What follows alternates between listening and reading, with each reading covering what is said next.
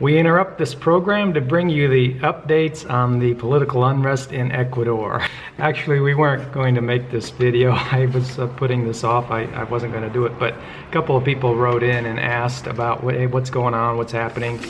So we decided to go ahead and make the video. Well, the reason is that several years ago, we discussed the potential for I think the word used was volatile, how developing countries are volatile, meaning that things can change in an instant, and they often and frequently do.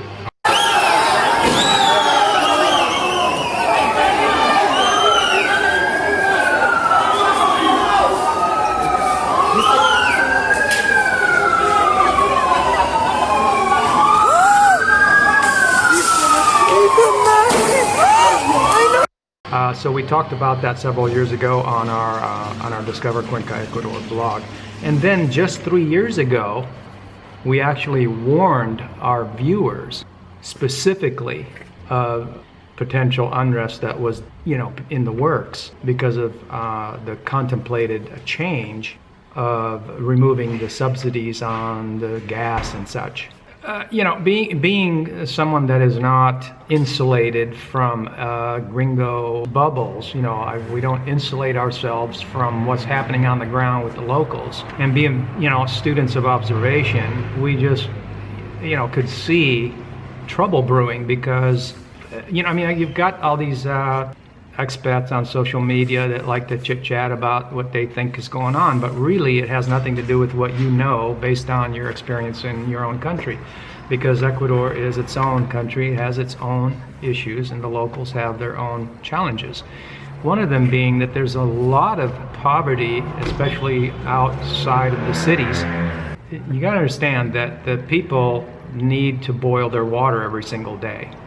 And we knew this all along, and when we saw the contemplated changes coming along, trying to get people on electricity, 3 years ago, we said to ourselves, well, this is brewing up some trouble, because there are people that are so poor that they're going to have to use gas.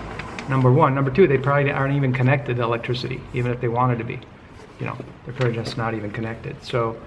Anyway, they can't even afford it. So, and there's a lot of people, and a lot of people like that are indigenous. And the people that started these protests when the Ecuadorian president 5 days ago rolled out these changes of cutting subsidies on gas and gasoline and propane gas, both of them. The first people that you heard about was the protests from the commercial groups that it affected that were in the city. People like, transportation, people in transportation, taxis, taxi drivers. They're in business, and it's gonna cut into their bottom line. So, and it cuts into their bottom line in a big way because their earnings aren't, what we normally contemplate as earnings back in Western countries. So. So taxi drivers driving every day, all month long for $1,500, and now he's got to cut $400 a month off of his, for profits for gas, or his earnings. So, but beyond that, the issues with the poverty is what we saw right away. The exact same thing did happen. Locals are saying that the same thing happened in 1994. What's happening is that they say there's a round number of 50,000 indigenous marching on the roads, on the streets towards the government offices. So these kinds of things always have a potential of blowing up further and more than you expect. There's no set way these things really can go. And yeah, it did happen again in '94, and the president had to step down. Now this president has vowed not to back down. So now we're not passing any judgment, and we're not taking sides in this video. So if it sounds like that, it's not that. As mentioned, the locals have a real stress point, and it isn't something that is just going to go away.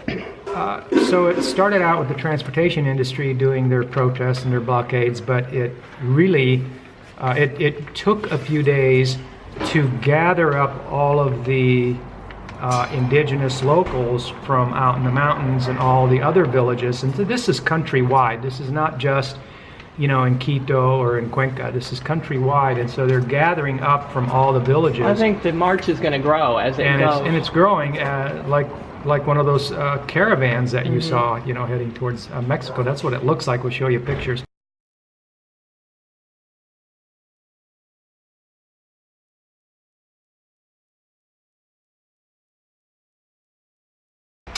The thing about talking about that it happened in '94 was that the locals didn't back down, and the president had to step down. But this president has vowed not to do that. So the potential, the thing is that there's the expats fall into two camps: the ones that are clueless and don't have a clue, they don't know anything about it, and they don't really know anything about it.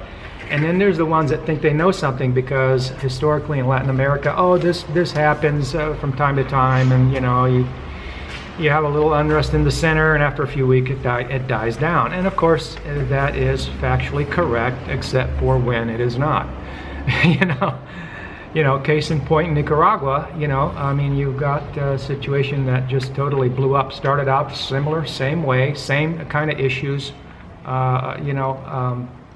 measures that the government implemented, similar measures. And what happens in these situations is that they're volatile, and you don't really know, exactly how each side is going to respond. The government right now of Ecuador deserves, at least at this point, a pat on the back for not responding with violence so far. But with these things, as they go, once violence breaks out, it just gets on a roll and it just increases. So. And once the violence breaks out, like in Nicaragua, who fired the first shot, people forget. It gets kind of buried, who fired the first shot. So, all that has to happen is something like that happens, and it could be even just third parties that aren't even on those sides. Well, it could be agitators. We do know that Ecuador has issued a state of emergency, and he has let out all the army. The Ecuadorian army is out and about. That's right. The army responded at first to the blockades from the transportation industry, but this is much bigger than just a few blockades from the transportation industry. This is the villages in unison marching, and tens of thousands of people. The streets are blocked. The effect of streets being blocked are that schools have been closed for days. You've got the grocery store shelves that are being depleted. You have slowly depleting shelves where food is just not getting replaced because the trucks aren't able to come in and deliver.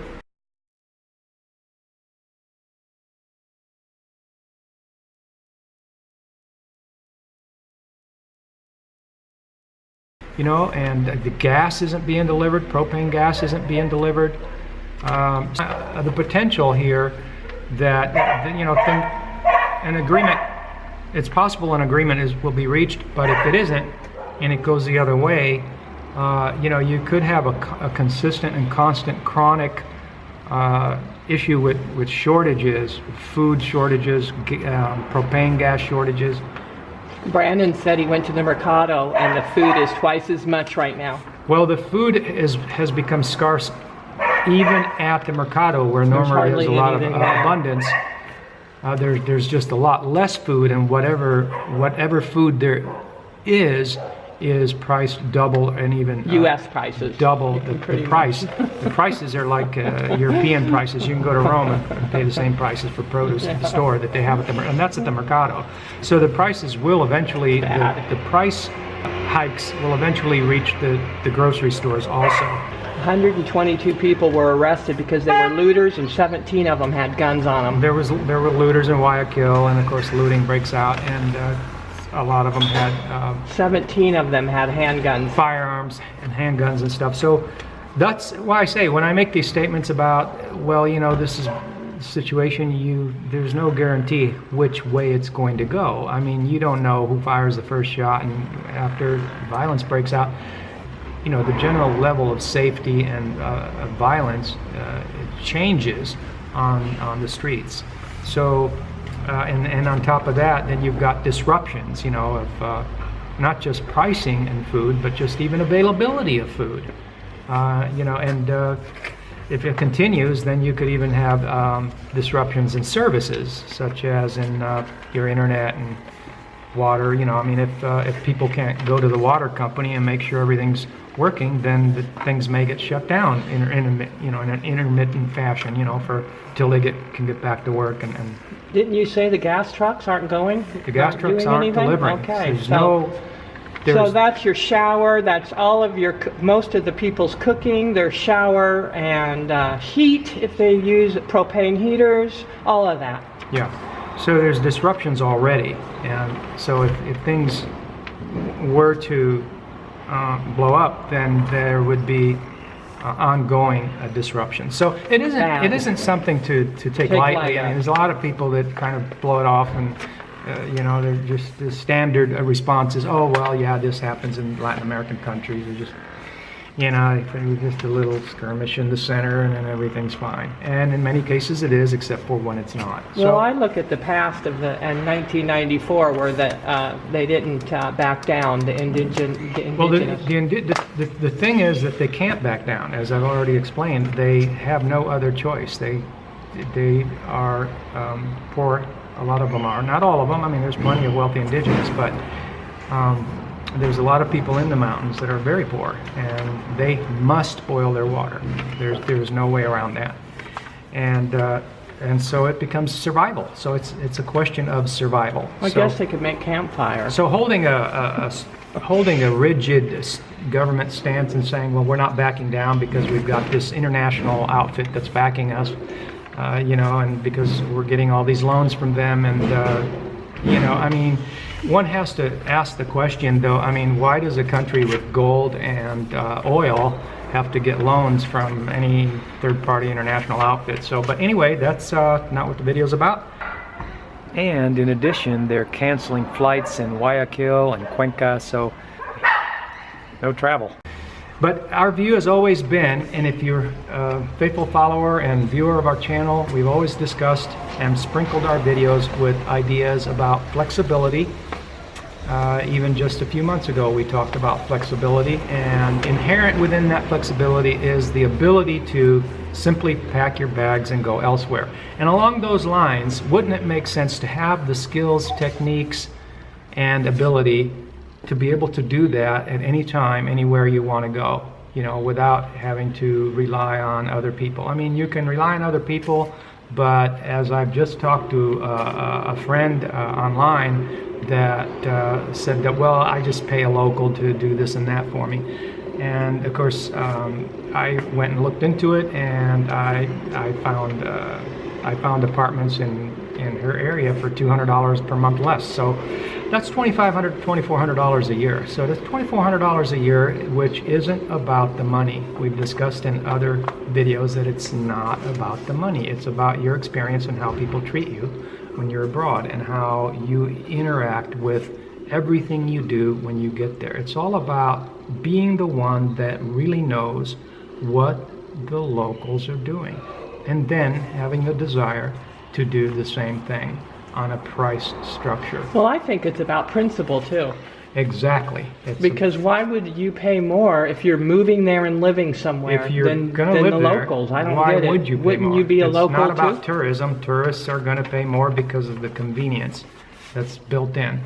But for someone that's moving somewhere, why wouldn't you care whether you're paying more or not? Once you do that, you're going to be seen as the one that does that all along, and it colors your whole experience. Anyway, we've talked about that.